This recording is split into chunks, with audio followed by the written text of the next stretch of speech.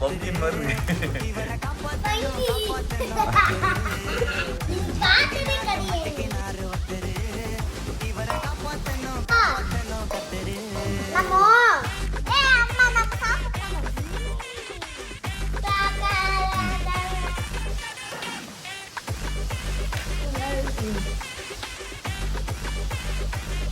Same அதே taste தான். எப்படி ரெட்டில் இருக்குமோ அதே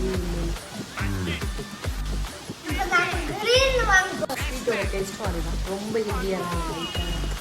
கலர்ஃபுல் எல்லோ கலரில் பார்த்ததில்ல ஃபஸ்ட் டைமு. ஸோ நீங்களுமே எங்கேயாவது வாங்கினீங்கன்னா மறக்காம ட்ரை பண்ணி பாருங்கள், நல்லா இருக்கு.